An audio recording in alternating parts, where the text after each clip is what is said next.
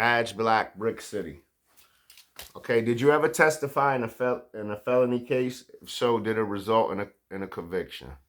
Yes, I testified in plenty of cases with that. Care to name one or something? Um, actually, I had one case where me and my partner was traveling up South Orange Avenue past West Side High, and this guy was like hugging this girl, but he looked like he was a little too old to be with this girl. So my partner peeps it, and we rolled past. My partner said, "No, turn around, turn around." So we turn around, and dude takes off running.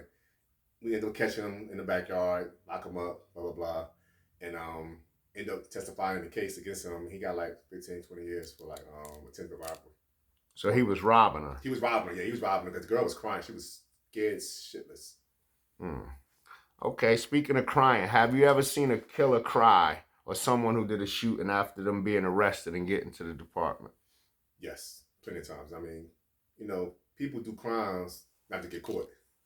When they get caught, they got problems, and they realize, like they know they jacket. They know the jacket better than we do. So once we get in the headquarters, they know, man, I messed up. I blew it. I'm going to jail for this time. So yeah, I seen people, plenty of criminals cry. Okay, have you ever knowingly arrested the wrong person by your call or by orders from your higher up?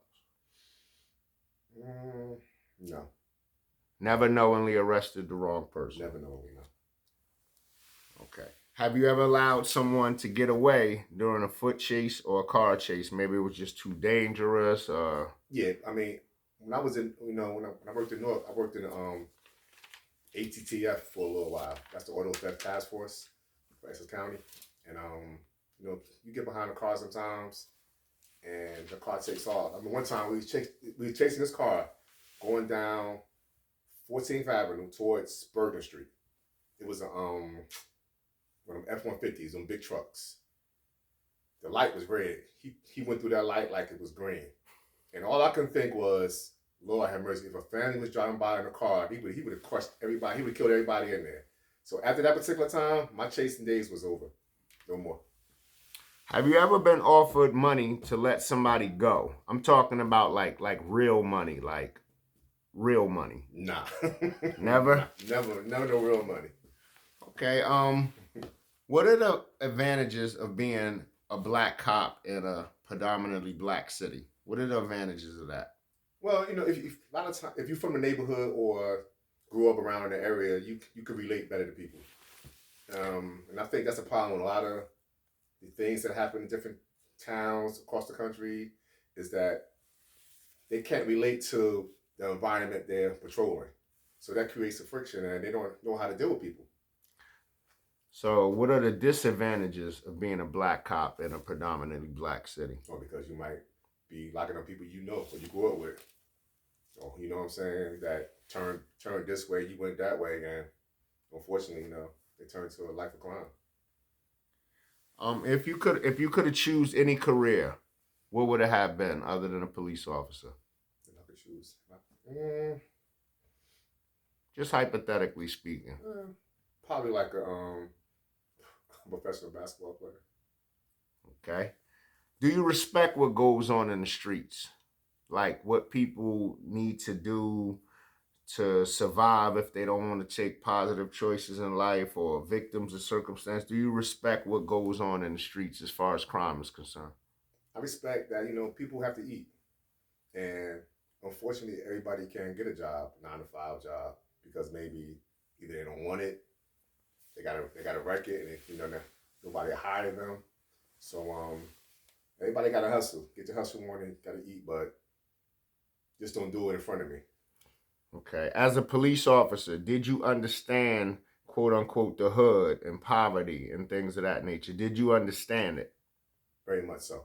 I understood it because even though we didn't grow up poor, we didn't grow up rich, we didn't grow up poor either. But when you go to inside certain houses, you see how people live. Sometimes you realize that how you grew up was totally different from how the hood grew up. Okay, do you feel the justice system is biased towards minorities? Yes, but I say yes because I never like been to court, say like in Livingston, Melbourne. I've only known how things work in Newark. But overall, I believe that the system itself is set up against the black man for sure. Is the Newark Police Department biased towards minorities? Like like, oh, we have to go to North Newark, you know how them Spanish people are, or we have to go to 18th Ave. Would you say they're biased towards minorities? They probably are. I mean, I've never, I worked the whole city, Portuguese section, this section, that section, and to me, it's all the same. But I'm pretty sure there have been officers that have said that, yes.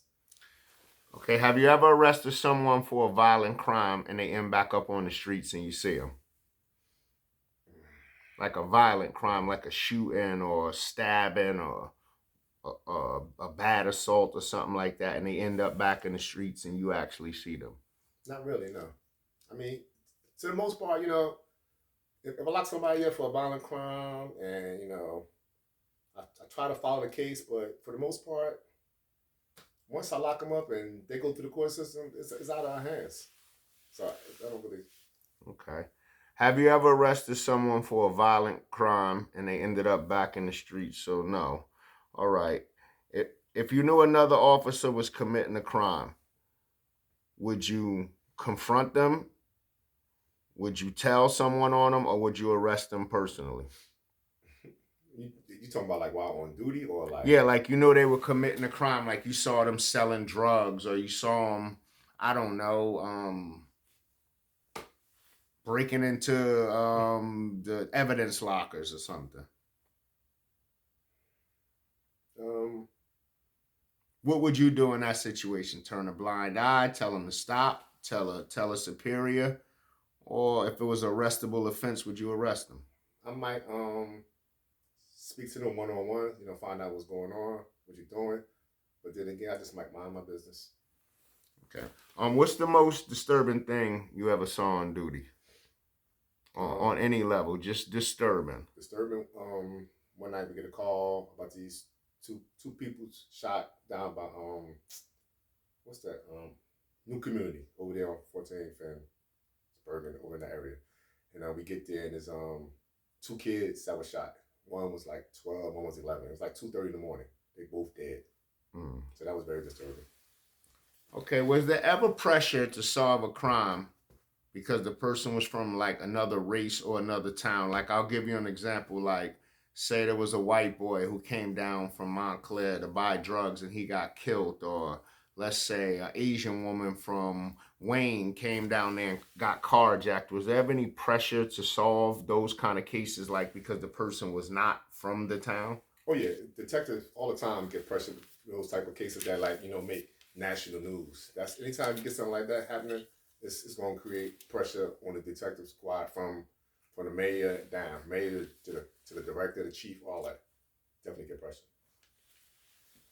Okay, it says the city of Newark has been on the most violent city list for 50 years straight. Would you say that's accurate, or do you think it's over exaggerated? I think it's pretty accurate. Because it's a lot of things that go on that don't make the papers. A lot of crimes, and so I would say it's very accurate. Yeah. So, what does the police prevent the papers and the media from coming in? Because I do know a lot got kept under the wraps in Newark over the years that didn't go national and public before all this internet stuff. So right, yeah, definitely. That's the truth.